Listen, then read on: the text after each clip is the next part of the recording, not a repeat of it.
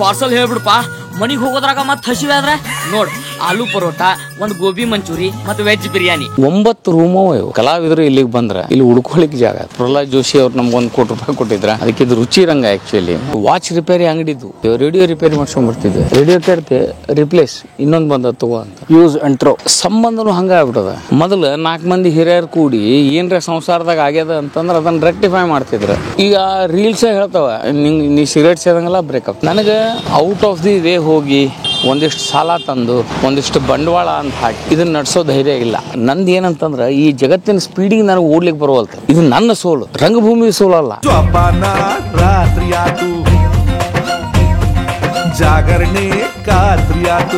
ನಾರಾಯಣ ಪಾಂಡ್ರಂಗಿ ಅಂತ ಹೇಳಿ 85ರಾಗ ನನ್ನ ಜೊತೆನ ಥಿಯೇಟರ್ ಶುರು ಮಾಡಿದ್ರಲ್ಲ ಹುಬ್ಬಳ್ಳಿ ಒಳಗೆ.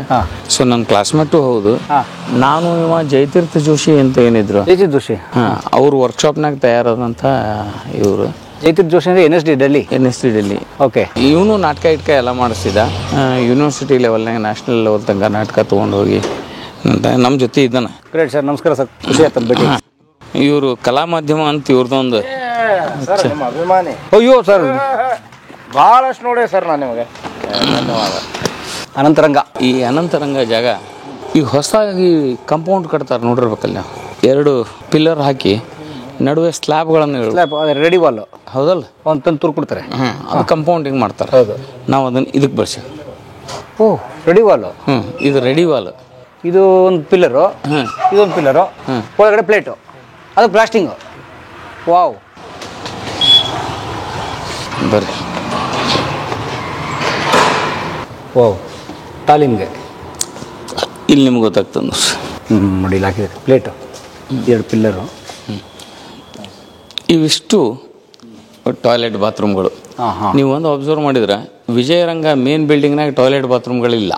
ಓ ಹೌದಲ್ಲ, ಹೊರಗೆ ಬರ್ಬೇಕು ನೀವು. ಓಕೆ. ಆಮೇಲೆ ಇದು ನಾವು ಊಟಕ್ಕಂತೂ ಮಾಡ್ಕೊಂಡ್ವಿ. ಅಲ್ಲಿ ಅವಾಗ ಕಾರ್ಯಕ್ರಮ ಮಾಡಿದರೆ ಇಲ್ಲಿ ಊಟ ಗಿಟ ಕೊಡೋದಂತ. ನನ್ನಂತೂ ನಾಟಕದ ಗೊತ್ತಿರ್ಬೇಕು ನಮಗೆ, ಸಪರ್ ಥಿಯೇಟರ್ ಅಂತ ಹೇಳಿ. ನಾಟಕ ಆದ್ಮೇಲೆ ಊಟ ಟಿಫಿನ್ ಏನೋ ಒಂದು ಕೊಡ್ತೇವೆ. MTR ಜೊತೆಗೆ ತಾವು ಮಾಡ್ತಿರಲ್ಲ ಪ್ರಯೋಗ. ಒಂದು 13-14 ಜಾಮೂನ್ ಎಲ್ಲ ಕೊಡ್ತಾ ಇದ್ರಿ ನೀವು? ಹೌದು, ಉಪ್ಪಿಟ್ಟು ಜಾಮೂನು. Sir all the best. ಸೈ ರಾಶಿಚಕ್ರ ಎಲ್ಲ ಮಾಡೋರು. ಹೆಚ್ಚಿನ ಕಲಾಕ್ಷೇತ್ರದಲ್ಲಂತೂ ನಾನು ತುಂಬ ಮುಗಿಬಿದ್ದು ನೋಡ್ತಾ ಇದ್ದೆ ಇವ್ರ ನಾಟಕನ.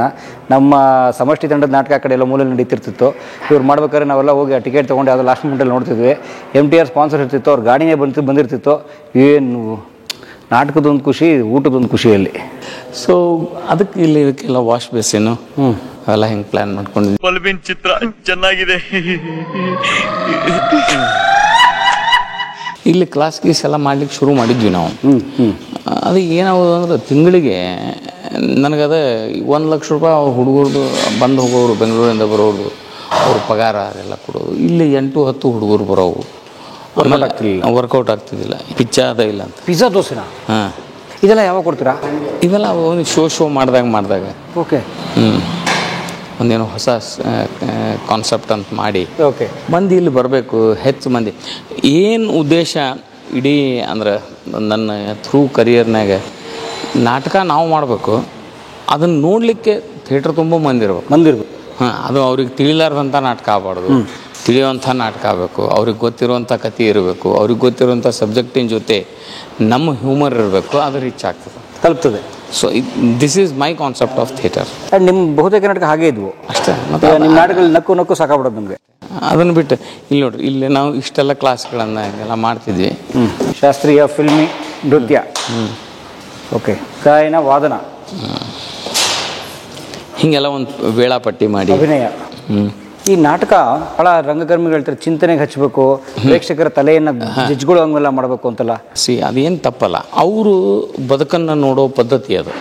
ಅವ್ರಿಗೇನಾಗ್ತದೆ, ಇದೊಂದು ಚಲೋ ಅಭಿವ್ಯಕ್ತಿ ಮಾಧ್ಯಮ ಆದ್ದರಿಂದ ಈ ಮಾಧ್ಯಮದಿಂದ ತಮ್ಮ ವಿಚಾರಗಳನ್ನು ಅವ್ರು ಪ್ರಸ್ತುತ ಮಾಡಲಿಕ್ಕೆ ಪ್ರಯತ್ನಿಸ್ತಾರೆ. ತಪ್ಪೇನಲ್ಲ ಅದು. ಸೊ ನನ್ನ ವಿಚಾರ ಏನಂತಂದ್ರೆ, ನಮಗೆ ವಿಚಾರ ಅದು ಪ್ರಚೋದನಕಾರಿಯೂ ಆಗಿರ್ಬೇಕು ನಾವು ಹೇಳುವಂಥದ್ದು. ಅವ್ರ ತಲೆಗೆ ಒಂಚೂರು ಕೆಲಸನೂ ಕೊಡಬೇಕು, ಬಟ್ ಅದ್ರ ಜೊತೆ it should be very light and in a humorous way.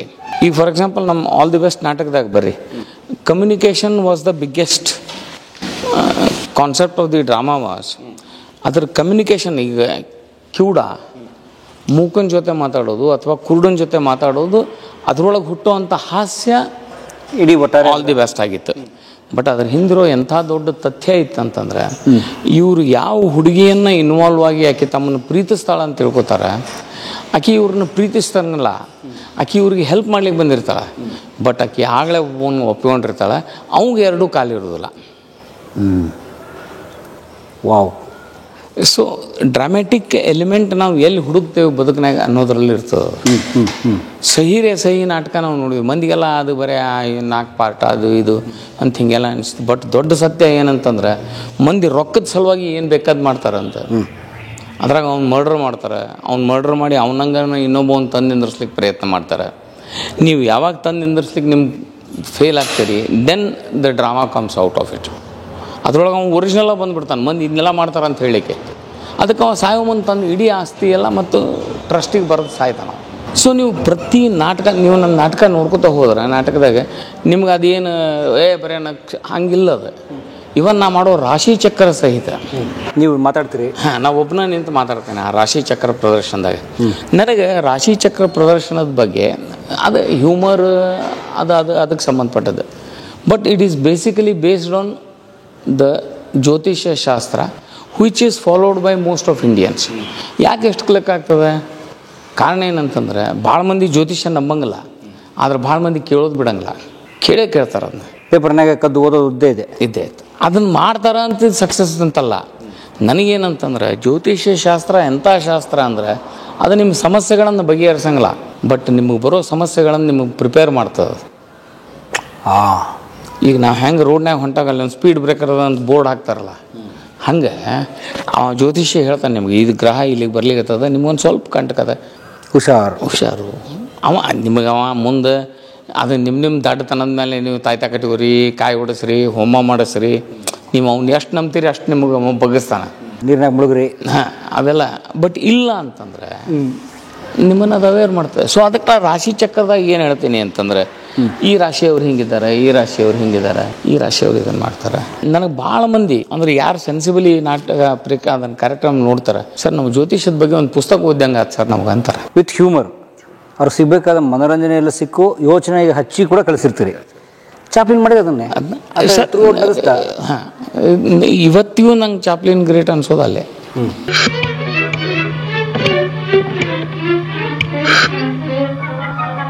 ಉಳಿದೆಲ್ಲ ಕಾಮಿಡಿ ಮಂದಿ ಕಾಮಿಡಿ ಮಾಡ್ತೀನಿ ಅಂತ ಹೇಳಿ ಕಾಮಿಡಿ ಮಾಡ್ತಾರೆ ಹೊರತಾಗಿ ಬದುಕಿನ ರಿಯಾಲಿಟಿ ತೋರಿಸ್ಕೋತ ಹ್ಯೂಮರ್ ಏನದಲ್ಲ ಅದ್ರಾಗ ಹ್ಯೂಮರ್ ಹುಡ್ಕೋದು ಇಟ್ ಈಸ್ ಗ್ರೇಟ್ ಥಿಂಗ್. ನೀವು ಈ ಸ್ಟ್ಯಾಂಡಪ್ ಕಾಮಿಡಿಯನ್ಸ್ ಆಗಲಿ ಅಥವಾ ಈಗ ಬೇರೆ ಬೇರೆ ನಾವು ಕಾಮಿಡಿ ಶೋಗಳನ್ನು ನೋಡ್ತೀವಿ, ಆ ಕಾಮಿಡಿ ಶೋಗಳೊಳಗೆ ಎಲ್ಲೂ ನಿಮಗೆ ಈ ಥರದ ಫ್ಯಾಕ್ಟ್ ಸಿಗೋದು ಭಾಳ rare and which is expected from these people which they are not doing it. ಅದೇನು ಮಾಡಿ ಇರಲಿ, ಅಂದರೆ ರಂಜಿಸಬೇಕು, ಚಿಂತನೆ ಹಚ್ಚಬೇಕು. ಚಾಪ್ಲಿನ್ ನೋಡಿ ಮಾಡರ್ನ್ ಟೈಮ್ಸಲ್ಲಿ ಅವನು ಇಡೀ ಆ ಯಂತ್ರೀಕರಣದ ವ್ಯವಸ್ಥೆನ ಟೀಕೆ ಮಾಡ್ತಾ ಅವ್ನು ಎಷ್ಟು ಚೆನ್ನಾಗಿ ಅದನ್ನು ನಗಿಸ್ತಾನೋ ನಮ್ಗೆ ನೋಡಿ ಎಂಥ ದುರಂತಕ್ಕೆ ನಾವು ಊಟನ ಕೈಯಲ್ಲಿ ಮಾಡಿದ ಮಷಿನ್ ಕೈಲಿ ತಿನ್ನೋ ಹಂತಕ್ಕೆ ಬಂದಿದ್ದೀವಿ. ಮನುಷ್ಯನ ಪ್ರೀತಿಸಿದ ಸ್ಥಿತಿಗೆ ಬರೋದಿಲ್ಲ, ಪ್ರೀತಿಸ್ಲಿಕ್ಕೆ ಬರೋದಿಲ್ಲ. ಅದೇ ನಮ್ಮ ಮಟೀರಿಯಲಿಸ್ಟಿಕ್ ಲವ್ ಜಾಸ್ತಿ ಆಗ್ಲಿಕ್ಕತ್ತದೆ, ಅದನ್ನು ನಾವು ಸೂಕ್ಷ್ಮ ಹೇಳ್ತಾನಾಗ್ರಿ. ಅವ್ನು ಅವತ್ತೇ ಹೇಳಿದ್ದ ಇವತ್ತಿಗೆ ನಮ್ಗೆ ಈ ಫೋನ್ ಗುರುತಿಸೋದಿಲ್ಲ, ಇದು ನೆಕ್ಸ್ಟ್ ವರ್ಷನ್ ಬೇಕು, ಅದನ್ನ ಹೇಳಿದ್ದ ಅವತ್ತು. ಹೌದೌದು, 100 ವರ್ಷದಿಂದ. ಇದು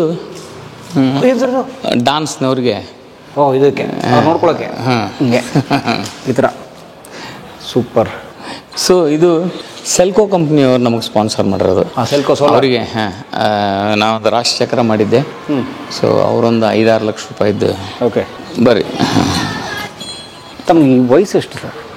ಎಷ್ಟು ಇರ್ಬೋದು? 60. Yes, 60. Yes. Okay, I am turning out to be 60. Okay. June 13ಕ್ಕೆ 60 ಆಗ್ತದೆ. ಅಭಿನಂದನೆಗಳು. Thank you. ಮೊದಲೇ ಹೇಳ್ಬಿಟ್ಟಿದ್ದೀವಿ ಹುಟ್ಟು ನೆನ್ಪಿಟ್ಕೊಂಡೆಲ್ಲ ವಿಶ್ ಮಾಡಿ. ಸರಿ, ಓಕೆ. ಇದು ಇಲ್ಲಿಂದನೂ ಓಪನ್ ಆಗ್ತದೆ.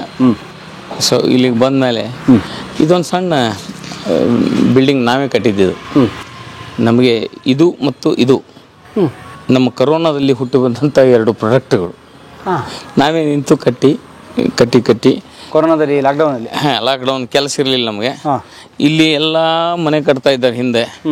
ಎಲ್ಲರ ಮನೆಗೂ ಹೋಗೋದು, ನಿಮ್ಮ ಮನೇಲಿ ಉಳಿದಿರೋ ಟೈಲ್ಸ್ ಕೊಡ್ರಿ ಅನ್ನೋದು.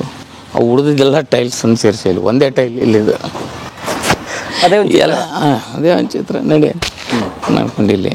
ಸೊ ಇದನ್ನು ಕಟ್ಟಿದ್ವಿ. ಇದು ಅಡುಗೆ ಮನೆಗೆ ಅಂತ ಮಾಡಿದ್ವಿ ನಾವು. ಇಲ್ಲಿ ಯಾರಾದರೂ ಊಟ ಗೀಟ ಹಾಕ್ತೀನಿ ಅಂತಂದ್ರೆ ಅವ್ರಿಗೆ ಕಟ್ಕೊಳ್ಳಿಕ್ಕೆ ಅಂತ. ಸೊ ಇದು ನೆಕ್ಸ್ಟ್ ಬಿಲ್ಡಿಂಗ್, ಇದು ಶ್ರೀಕಲ್ಪ ರಂಗ ಅಂತ. ಶ್ರೀಕಲ್ಪರಂಗ ಹಾಗಂದ್ರೆ ನನ್ನ ತಂದೆ ಹೆಸರು ಶ್ರೀಧರ, ನಮ್ಮ ತಾಯಿ ಹೆಸರು ಕಲ್ಪನಾ. Okay, became ಶ್ರೀಕಲ್ಪ. ಹಾಂ, ಶ್ರೀಧರದ ಶ್ರೀ, ಕಲ್ಪನಾದ ಕಲ್ಪ, ಶ್ರೀಕಲ್ಪ ಅಂತ ಹೇಳಿ ಬಿಲ್ಡಿಂಗ್ ಹೆಸರು. ಶ್ರೀಕಲ್ಪ ರಂಗ ಅಂತ. 9 ರೂಮು ಇವು. ರೂಮ್ ಇದಾವೆ ಎಲ್ಲ ಇಕ್ವಿಪ್ಡ್, ಟಾಯ್ಲೆಟ್, ಬಾತ್ರೂಮ್ ಎಲ್ಲ. ಓಕೆ.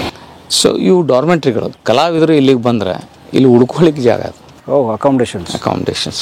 ನಮ್ಮ ಮನೆ ಏನಿತ್ತು ಹುಬ್ಬಳ್ಳಿ ಒಳಗೆ, ಅದು ನಮ್ಮ ಮನೆ ಡಾರ್ಮೆಂಟ್ರಿನೇ ಇದ್ದಂಗೆ ಇತ್ತು ಹುಬ್ಬಳ್ಳಿ ಒಳಗೆ. ಹಾಂ, ನಮ್ಮ ಕಾಕನ ಮಕ್ಕಳು, ಮಾಮನ ಮಕ್ಕಳು ಎಲ್ಲರೂ ಬಂದು ನಮ್ಮ ಜೊತೆ ಇದ್ದು ಕಲಿತು, ನಮ್ಮ ಕಾಕಂದರು ತಮ್ಮ ಕರಿಯರ್ ಮಾಡ್ಕೊಂಡು ಹೋದರು. ಇದು ಅಮರಗೋಳದಲ್ಲಿ, ನವನಗರದಲ್ಲಿ, ಅದೇ ಅಮರಗೋಳದಲ್ಲಿ.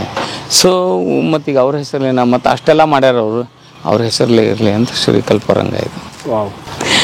ಇನ್ಸಿಡೆಂಟ್ಲಿ ಇವತ್ತು ನಮ್ಮ ಅಮ್ಮನ ಹುಟ್ಟಿದಬ್ಬ. ಓ ಕಲ್ಪನಮ್ಮ, ನಿಮ್ಮನ್ನು ಮಿಸ್ ಮಾಡ್ಕೋತೀವಿ. ನಿಮ್ಮ ಹುಟ್ಟುಹಬ್ಬ ಶುಭಾಶಯಗಳು. ಭಾರತ ಹುಣ್ಣಿಮೆ ದಿವಸ ಹುಟ್ಟಿದ್ದ ಆಶೀರ್ವಾದ ನಿಮ್ಮ ಮಗನ ಮೇಲೂ ಇರಲಿ, ನಿಮ್ಮ ಮಗನ ಥರ ನನ್ನ ಮೇಲೂ ಇರಲಿ. ಮೇಂಟೆನೆನ್ಸ್ ಇಲ್ಲ ಇಲ್ಲ ಸರ್, ಏನು ಮಾಡಲಿಕ್ಕೆ ಸಾಧ್ಯನೇ ಇಲ್ಲ, ಕಷ್ಟ. ಅವ್ವ, ಈ ರೀತಿ ರೂಮ್ಗಳವ ಇವು. ರೂಮು ಅದಕ್ಕೆ ಹೊಂದ್ಕೊಂಡಂಗೆ ಟಾಯ್ಲೆಟ್ ವ್ಯವಸ್ಥೆ, ಟಾಯ್ಲೆಟ್, ಬಾತ್ರೂಮು. ಆಗಲೇ ಅಲ್ಲಿ ಬಂದಿದ್ರಲ್ಲ ಅವ್ರು, ನಮ್ಮ ಭಟ್ರು ಅವರು, ಅವ್ರಿಗೊಂದು 2 ರೂಮ್ ಕೊಟ್ಟಿದ್ದೀವಿ ಅಲ್ಲಿ. ಸೊ ಇಲ್ಲೇ ಇದೊಂದು ರೂಮು. ಇದ್ರದ್ದು ಒಂದು ಕಥೆ ಇದೆ. ಈ ಮಂಚದ್ದು ಇದೇನಂತಂದರೆ, ನೀವು ಜಯದೇವ ಹಾಸ್ಪಿಟ್ಲ್ ಹತ್ರ ಅದರ ಎದುರುಗಡೆ ಸುಮಾರಷ್ಟು ಹಳೆ ಫರ್ನಿಚರ್ಸು ಅದು ಇದು ಅಲ್ಲಿ ಕಟ್ಟಿಗೆ ಅದೆಲ್ಲ ನೋಡ್ತಾರೆ. ಇದಕ್ಕೆ ಡೀಲ್ ವುಡ್ ಅಂತಾರೆ. ಗುರುಪನಪಳ್ಳಿಯ ಮುದುರಿಗಳು.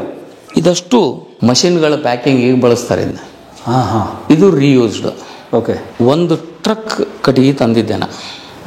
ನೀವೇನು ಅಷ್ಟು ಅಲ್ಮೇರಾ ನೋಡಿದಿರಲ್ಲ ಅಲ್ಲಿ, 24 ಅಲ್ಮೇರಾ ಅವಷ್ಟು ಇದರಿಂದ ಮಾಡಿದ್ದು. ಈ machine packing wood, deal wood. ಆಮೇಲೆ ನೀವು ಮೇಲೆ ಹತ್ತಿದ್ರಲ್ಲ ಅಲ್ಲಿ, ಅದೊಂದು ಇಡೀ ದೊಡ್ಡ ಪ್ಯಾನಲ್ ನೋಡಿದ್ರಲ್ಲ, ಅದಷ್ಟು ಇದೆ. ಇದು ರಿಯೂಸಬಲ್. ನಾ ತೊಗೊಳ್ಳೋ ಮುಂದೆ 45 ರೂಪಾಯಿ ಕಿಲೋ ಇತ್ತು ಸರ್. ಈಗ ಎಷ್ಟಾಗಿದೆ ಹೋಗೋ ಅಂತ. ಓಕೆ. ಇದು ಅದ್ಭುತ. ಹಿಂಗೆ ಹೊರಗೆ ಬಂದರೆ ಮಸ್ತು. Only if this was active.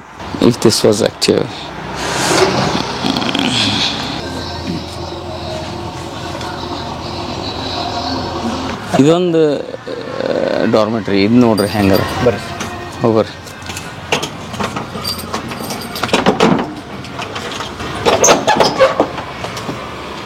ಓ ವಾ, ಚೆ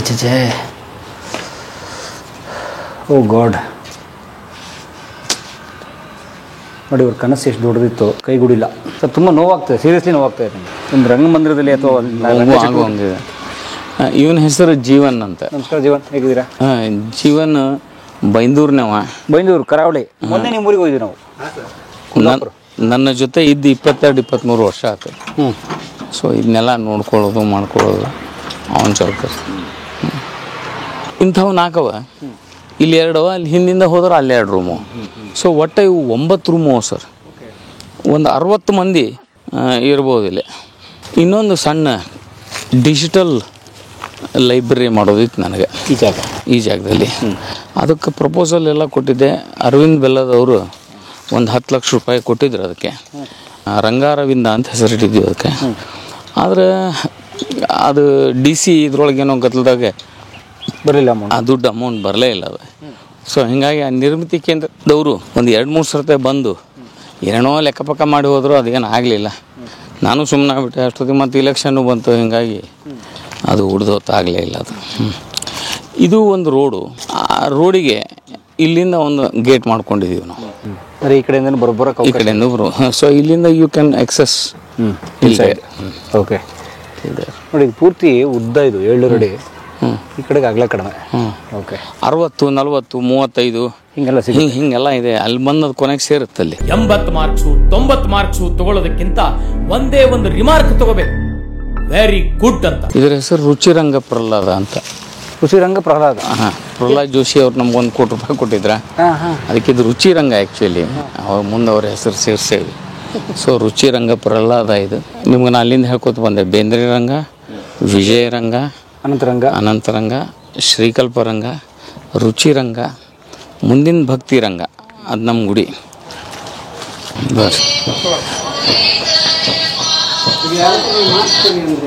ಇದು ಈಗ ಎಲ್ಲ ಕೂಡಿ ಸಪ್ತರಂಗಗಳ ಸಾಂಸ್ಕೃತಿಕ ಲೋಕ ಆದಿರಂಗ. 7 ರಂಗಗಳು, ಸಪ್ತರಂಗ. ಇದು ಇಲ್ಲಿ ಪ್ರದಕ್ಷಿಣೆ ಹಾಕೋಂಗೆ ಮಾಡಿದ್ದೀವಿ. ಇದನ್ನ ಇಲ್ಲೊಂದು ಪುಟ್ ಗೇಟು, ಇಲ್ಲಿ ಹೋಮ ಹವನ ಅದು ಅಕಸ್ಮಾತ್ ಮಾಡಿದರೆ ಕಲಾಗಣಪತಿ, ಶಕ್ತಿ ಮಾರುತಿ, ನಟಲಿಂಗೇಶ್ವರ ಅಂತ. ಮೊನ್ನೆ ಮುರುಗೋಡು, ಶಾಲಾ ಮುರುಗೋಡು. ಥ್ಯಾಂಕ್ಸ್ ರೀ, ಥ್ಯಾಂಕ್ಸ್ ರೀ. ಅವರು ಒಳ್ಳೆ ಕಲಾವಿದ್ರು ನೋಡ್ರಿ. ಮಕ್ಕಳ ಮುಂದೆ ಕುಂತ್ರು ನಾನು ನೀರು ಕೊಡ್ರಿ ಅನ್ನೋದಿಲ್ಲ, ನಾನ ಎದ್ದು ಬಿಟ್ಟು ನಾನು ನೀರು ತಗೋತೇನೆ. ತಮ್ಮ ಏಜ್ ಕೇಳ್ಬೋದಾ? ಹೆಣ್ಮಕ್ಳು ಏಜ್ ಕೇಳಿದ್ರೆ ಬೈತಾರೆ, ನಿಮ್ ಕೇಳಿದ್ರೆ ಏನು ಹೇಳ್ತೀರಿ? 69. ದೊಡ್ಡ ಡ್ರೀಮು. ಆದ್ರೆ ಏನಾಗ್ಯದ ಅಂತಂದ್ರೆ ಎಷ್ಟು ಸಾಧ್ಯ ಅದನೋ ಅಷ್ಟೇ ಮಾಡ್ಲಿಕ್ಕೆ ಸಾಧ್ಯ ಆಗಿದೆ. ನನಗೆ ಔಟ್ ಆಫ್ ದಿ ವೇ ಹೋಗಿ ಒಂದಿಷ್ಟು ಸಾಲ ತಂದು ಒಂದಿಷ್ಟು ಬಂಡವಾಳ ಅಂತ ಹಾಕಿ ಇದನ್ನ ನಡೆಸೋ ಧೈರ್ಯ ಇಲ್ಲ. ಯಾಕಂತಂದ್ರೆ ಸುತ್ತಲ ನಮ್ಮ ಥಿಯೇಟ್ರಿಕಲ್ ಡೆವಲಪ್ಮೆಂಟ್ ಅಥವಾ ಕಲೆ ದೃಷ್ಟಿಯಿಂದ ನಾವೇನೇನು ಈಗ ಚೇಂಜಸ್ ಆಗ್ಲಿಕ್ಕತ್ತದನ್ನು ನೋಡ್ಲಿಕ್ಕತ್ತೇವಿ. ಮೊದಲಿನ ಆಸಕ್ತಿ ಯಾರಲ್ಲೂ ಕಾಣಿಸ್ವಲ್ತು.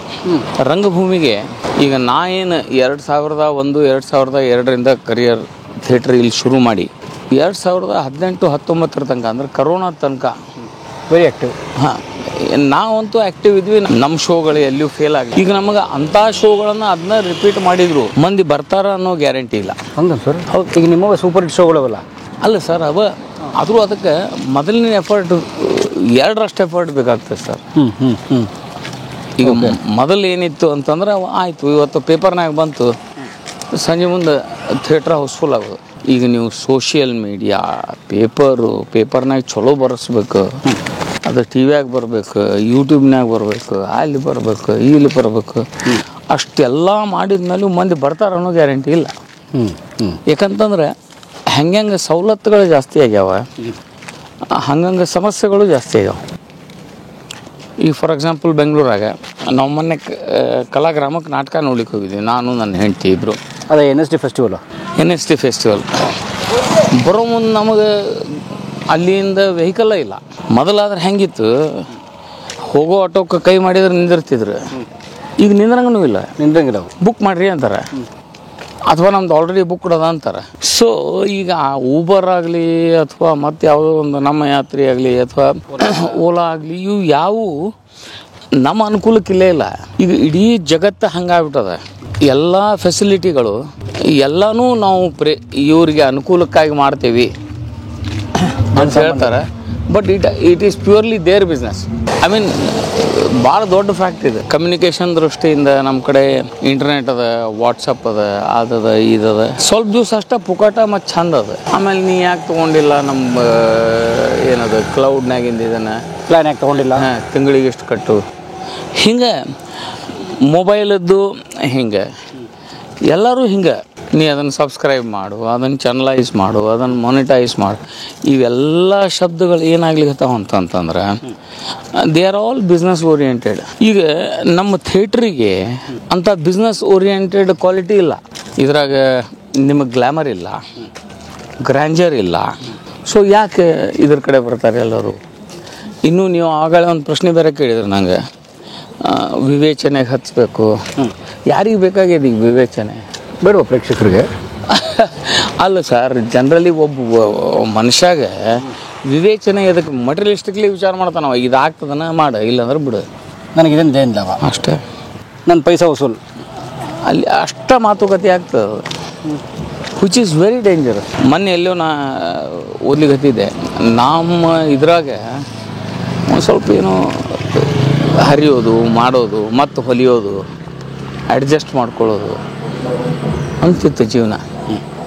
ವಾಚ್ ನನಗೆ ಗೊತ್ತು, ವಾಚ್ ರಿಪೇರಿ ಅಂಗಡಿದ್ದು, ಅಲ್ಲಿ ಹೋಗಿ ರಿಪೇರಿ ಮಾಡ್ಸ್ಕೊಂಬರ್ತಿದ್ವಿ. ರೇಡಿಯೋ ಕೇಳ್ತೀವಿ, ರೇಡಿಯೋ ರಿಪೇರಿ ಮಾಡ್ಸ್ಕೊಂಬರ್ತಿದ್ವಿ. ಈಗ ಇಲ್ಲೇ ಇಲ್ಲ, ರೇಡಿಯೋ ಕೇಳ್ತೀವಿ, ರಿಪ್ಲೇಸ್ ಇನ್ನೊಂದು ಬಂದ ತಗೋ ಅಂತ, ಬಿಸಾಕ್ ಮತ್ತೊಂದು ತಗೋ, ಯೂಸ್ ಆ್ಯಂಡ್ ಥ್ರೋ. ಸಂಬಂಧನೂ ಹಂಗೆ ಆಗ್ಬಿಟ್ಟದ. ಮೊದಲು 4 ಮಂದಿ ಹಿರಿಯರು ಕೂಡಿ ಏನರ ಸಂಸಾರದಾಗ ಆಗ್ಯದ ಅಂತಂದ್ರೆ ಅದನ್ನು ರೆಕ್ಟಿಫೈ ಮಾಡ್ತಿದ್ರು, ಕೂತು ಮಾತಾಡ್ಸಿದ್ರು, ಅದ್ರ ಮೇಲೆ ನಾಟಕ ಆಗ್ತಿದ್ವು.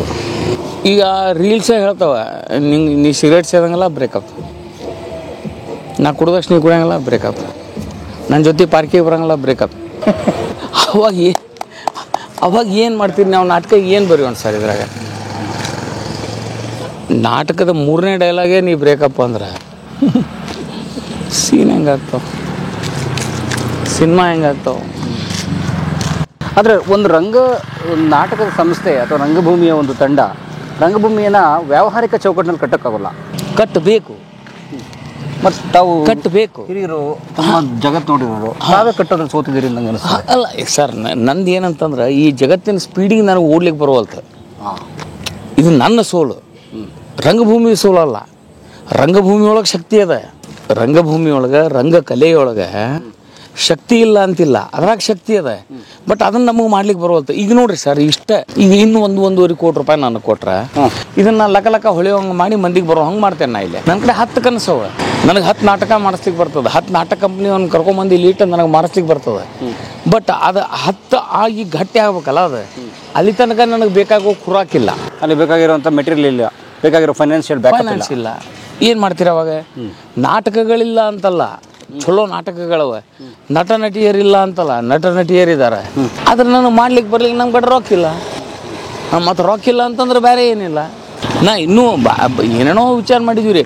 ಈಗ ಹಳೆಯ ಸಿನಿಮಾಗಳೆಲ್ಲ ಅವ, ಹಳೆಯ ಸಿನಿಮಾ ಎಲ್ಲ ಡಿಸ್ಟ್ರಿಬ್ಯೂಟರ್ಸ್ ಯಾರ ಕಡೆ ಅವ ಭೇಟಿಯಾಗಿ ದಿನ ಸಂಜೆ ಮುಂದೆ ಒಂದು ಸಿನಿಮಾ ಸ್ಕ್ರೀನಿಂಗ್ಪ, ಇಲ್ಲಿ ಮುಂದೆ 1-2 ಗಿರ್ಮಿಟ್ ಚಾದ ಅಂಗಡಿ, ಸಂಜೆ ಮುಂದೆ ಎಲ್ಲರೂ ಬಂದು ಸುಮ್ಮನೆ ಸಿನಿಮಾ ನೋಡಿ ನೀವು ಅಲ್ಲಿ 400 ರೂಪಾಯಿ ಕೊಡ್ತೀರಾ, ನಮ್ಮ 300 ರೂಪಾಯಿ ಕೊಡ್ರಿ ನೋಡ್ರಿ. ಅಂದ್ರೆ ಫುಟ್ಫಾಲ್ ಜಾಸ್ತಿ ಆಗಲಿ, ಮಂದಿ ಬರಲಿ ಅನ್ನೋದಕ್ಕೆಲ್ಲ ಈಗ ನೀವು ಏನು ಪ್ಲ್ಯಾನ್ ಮಾಡ್ತೇನಂತಂದ್ರು ಅದಕ್ಕೆ ಬೇಸಿಕ್ಸ್ ಭಾಳ ಬೇಕು. ಈಗ ಉಳಿದ ಸಂಸ್ಥೆಗಳನ್ನು ಕಟ್ಟಿದಲ್ಲಿ ಯಾಕೆಲ್ಲರೂ ಸಕ್ಸಸ್ಫುಲ್ ಆಗ್ಯಾರ ಅಂತಂದ್ರೆ ಅವ್ರು ಬೇಸಿಕ್ ಸಿಸ್ಟಮ್ ಮಾಡ್ಕೊಂಡ್ಬಿಟ್ರ ಮೊದ್ಲು. ಅವರು ಇದಕ್ಕೊಬ್ಬ ಮ್ಯಾನೇಜರ್ ಬೇಕು, ಮ್ಯಾನೇಜರ್ನ ತಗೊಂಡ್ರು, ಒಬ್ಬ ಅಸ್ಟೆಂಟ್ ಬೇಕು, ಅಸ್ಟೆಂಟ್ ಅಂತ ತೊಗೊಂಡ್ರು. ಸೊ ನಮಗೇನಾಯ್ತು, ಇದು ನಂದು ಇಲ್ಲಿ 1 ಮ್ಯಾನ್ ಆರ್ಮಿ. ನೀವು 1 ಮ್ಯಾನ್ ಆರ್ಮಿ ಟೀಮು ಅಂತ ಏನು ಮಾಡ್ಕೊಳಕ್ಕೆ ಹೋಗಲಿಲ್ಲ ನಿಮಗೆ? ಅಲ್ಲ ಟೀಮ್ ಅಂತಿತ್ತು ಸರ್. ಆದ್ರೆ ಏನಂತಂದ್ರೆ ಆ ಟೀಮಿಗೆ ರೊಕ್ಕ ಕೊಡ್ಲಿಕ್ಕೆ ಆಗಲ್ಲ ನನಗೆ. ಅದು ನಿರ್ವಹಣೆ ಮಾಡೋಕ್ಕೆ ರಿಸೋರ್ಸ್ ಬೇಕು.